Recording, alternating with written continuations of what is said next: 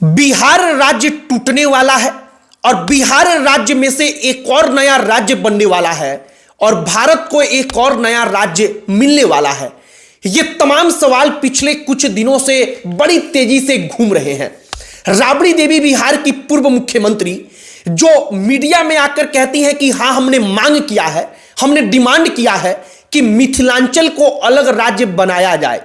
राबड़ी देवी जब इस बात को कहती हैं तब इसके बाद इसको लेकर चर्चा होती है कि आखिरकार बिहार को तोड़ा जाना क्यों जरूरी है।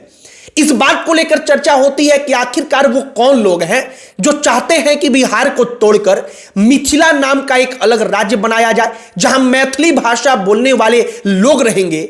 और हमने सोचा कि इसका इतिहास भी आपको बताया जाए।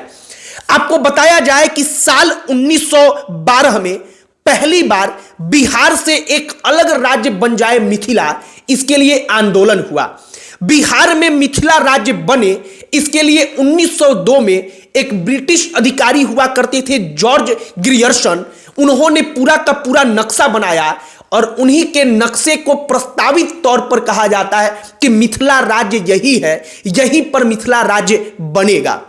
आज आपको कहानी बताएंगे कि क्या वाकई में मिथिला राज्य बन पाना संभव भी है और क्या वाकई में मिथिलांचल अगर अलग राज्य बनेगा तो मैथिली बोलने वाले लोग ही केवल उस इलाके में रहते हैं या यह एक प्रकार का भ्रम है कि मैथिली बोलने वाले ही मिथिलांचल का जो पूरा का पूरा इलाका बताया जा रहा है वहां पर रहते हैं, क्योंकि वहां पर अन्य भाषा बोलने वाले लोग भी रहते हैं। और सही पूछिए तो बेगूसराय, भागलपुर, जिन जिलों को मिथिलांचल का हिस्सा बताया जा रहा है वहां पर मैथिली भाषा नहीं बल्कि अंगिका भाषा बोली जाती है। और अंगिका भाषा की अपनी अलग स्क्रिप्ट है, उसकी अलग लिपि है, वो मैथिली से अलग है। हाँ, मिलती जुलती ये तमाम भाषाएं हैं। आगे आपको शुरू से लेकर अंत तक की कहानी बताएंगे, लेकिन उससे पहले हमारा नमस्कार स्वीकार करिए। हमारा नाम मोहित कुमार सिंह है और सबसे पहला सवाल जो मन में आता है कि आखिरकार एक अलग राज्य बनेगा तो इससे फायदा किसका होगा। यह सवाल इसलिए आता है क्योंकि जब भी किसी राज्य को अलग करने की मांग हुई है तो उसके पीछे की सबसे बड़ी वजह किसी पॉलिटिकल पार्टी, किसी पॉलिटिकल लीडर की अपनी फायदे होते हैं, उनके अपने फायदे होते हैं कि वहां पर हम राज करेंगे। अब बिहार में राबड़ी देवी जो कह रही हैं बार बार, और 2018 में भी उन्होंने कहा था कि बिहार से अलग एक राज्य बनना चाहिए, उस राबड़ी देवी को इसमें क्या फायदा है आप समझिए।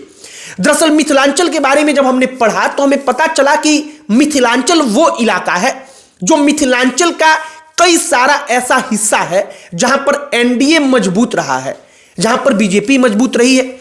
मिथिलांचल का एक इलाका जो है वहां पर मुसलमान वोटर ज्यादा है, वहां पर मुस्लिमों की बहुतायत है। और इन तमाम चीजों को लेकर ऐसा प्रतीत होता है कि राबड़ी देवी और राष्ट्रीय जनता दल को लगता है कि अगर मिथिला अलग होगा तो हमको पॉलिटिकल रूप से फायदा होगा, हमको माइलेज मिलेगा बिहार राज्य में। अब अगर मिथिलांचल अलग हो जाएगा, जो मौजूदा वक्त में डिमांड है, अगर उसके हिसाब से कह दे तो बिहार बचेगा ही कितना आप समझिए। 38 जिले में से 18 से 20 जिले पर मिथिलांचल के लोगों का अपना दावा है। मतलब जो प्रस्तावित राज्य है वो 20 जिले तक बिहार के जो मौजूदा 38 जिले हैं उनमें से अपना दावा करते हैं। हमने एक जगह पढ़ा तो एक परिकल्पना है जो पुराना मिथिला राज्य हुआ करता था, उसमें चंपारण जिला जो है, पूर्वी चंपारण, पश्चिमी चंपारण, ये जिले भी शामिल थे। मौजूदा वक्त में भी कहा जाता है कि वो जिले मिथिलांचल का हिस्सा होंगे। अब यहीं पर एक और सवाल उठता है कि क्या वाकई में चंपारण में लोग मैथिली बोलते हैं? इसका जवाब है ना, वो भोजपुरी बोलते हैं। उसी मिथिलांचल का सबसे कोर हिस्सा कहा जा रहा है कि बेगूसराय होगा, भागलपुर होगा। आप उसके बारे में जाकर पढ़िएगा तो आपको पता चलेगा कि वहां पर मैथिली नहीं बल्कि अंगिका भाषा बोली जाती है। हाँ, मैथिली इलाका वो जरूर है, उसका प्रभाव जरूर है, लेकिन अंगिका अपनी एक अलग बोली है, उसकी अपनी एक अलग स्क्रिप्ट है जो मैथिली से अलग लिखी जाती है और मैथिली से अलग बोली जाती है। समानांतर ये भाषाएं आपको जरूर प्रतीत होंगी, जैसे दूसरी भाषाओं में भी आप आएंगे, मगही, भोजपुरी, तो ऐसा लगेगा कि ये एक दूसरे से मिलती जुलती भाषाएं हैं। अब मिथिलांचल राज्य के इतिहास को लेकर जरा चर्चा करते हैं कि ये परिकल्पना कितनी पुरानी है। साल 1912 में अंग्रेज अधिकारी ने भाषा के आधार पर सर्वेक्षण कराया, एक सर्वे कराया। उसके बाद से मिथिला राज्य का नक्शा उसने बनाया और उसी समय से यह मांग जोर पकड़ने लगी। साल 1912 का आता है।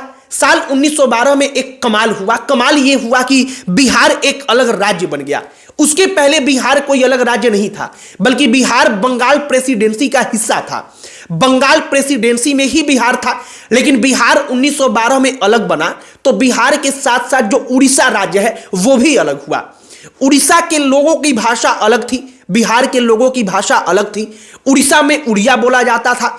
समय के साथ उड़ीसा के लोगों ने कहा कि ना, हमको उड़िया भाषा के आधार पर अलग राज्य चाहिए।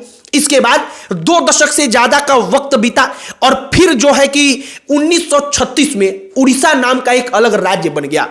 1936 में उड़ीसा बना, तब भी फिर मिथिला राज्य को लेकर कहा गया कि आखिरकार मैथिली बोलने वाले लोगों के लिए मिथिलांचल राज्य क्यों नहीं बना। दरभंगा के जो महाराजा थे, जिनकी बड़ी इज्जत थी, बड़े शख्सियत थे, उस महाराज ने उस वक्त पर कहा था कि मैथिली लोगों के लिए अलग राज्य बनना चाहिए। मतलब महाराज भी चाहते थे जो कि मिथिलांचल जो है वो एक अलग राज्य बने। इसके बाद भारत आजाद होता है सन 1947 में। बीच बीच में कई बार आंदोलन तेज हुआ, आंदोलन धीमा हुआ। 1947 से लेकर साल 1956 तक भारत देश में कई सारे अलग अलग राज्य बने। उन राज्यों के परिकल्पना के पीछे का आधार था उनका भाषा। मतलब कि अगर तमिल बोलने वाले लोग किसी राज्य में रहेंगे तो उनके लिए तमिलनाडु बन गया। बंगाली भाषा बोलने वाले लोगों के लिए पश्चिम बंगाल बन गया।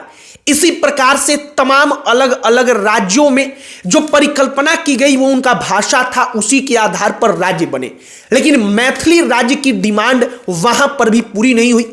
पंडित जवाहरलाल नेहरू तक को कहा जाता है कि दरभंगा महाराज ने कुछ कागजात मुहैया कराया था।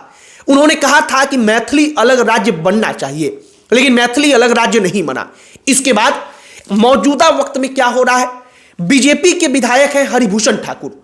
वो कहते हैं कि अगर राबड़ी देवी प्रस्ताव लेकर आती हैं कि मिथिला अलग राज्य बने तो बीजेपी समर्थन करेगी। मतलब बीजेपी के नेता भी इस मुद्दे पर अपना सॉफ्ट कॉर्नर दिखा रहे हैं। जेडीयू के कई नेता पूर्व में मांग कर चुके हैं, बीजेपी के कई सांसद पूर्व में कह चुके हैं कि हमको अलग मिथिलांचल राज्य चाहिए। अब मिथिलांचल राज्य का आंदोलन जो चल रहा है वो कैसे चल रहा है जरा ये भी समझिए। मिथिलांचल जो इलाका है बिहार का, जहां पर मधुबनी, दरभंगा और उसके आसपास के इलाकों को जोड़ा जाता है, उस मैथिली बोलने वाले इलाके में जो मिथिला यूनियन है, जो मैथिली भाषा को प्रमोट करते हैं, जो मिथिलांचल के परिकल्पना को प्रमोट करते हैं, वो मजबूत हुए हैं। पॉलिटिकल तौर पर भी उनका इन्फ्लुएंस बढ़ा है और इसका कारण अब दिख रहा है, इसका परिणाम दिख रहा है कि मिथिला राज्य की डिमांड जो है वो बढ़ रही है। बाकी अब मिथिला राज्य अगर बनेगा तो बिहार के 38 में से 20 जिले जो फिलहाल कहा जा रहा है वो बिहार से अलग हो जाएंगे।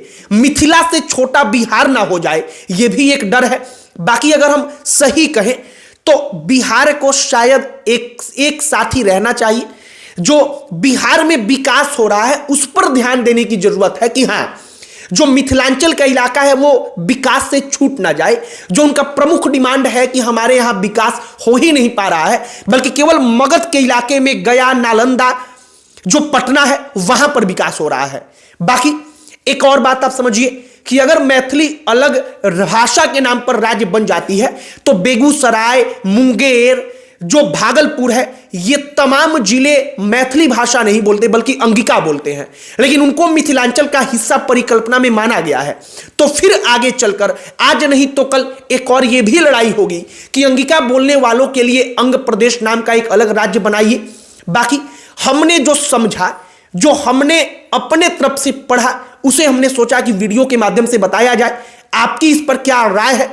आप बिहार को तोड़कर एक और राज्य बनाए जाने के मुद्दे पर क्या सोच रखते हैं? कमेंट बॉक्स में लिखकर बताइएगा। बाकी अंत में हमारा परिचय, हमारा नाम मोहित कुमार सिंह है। बहुत बहुत धन्यवाद।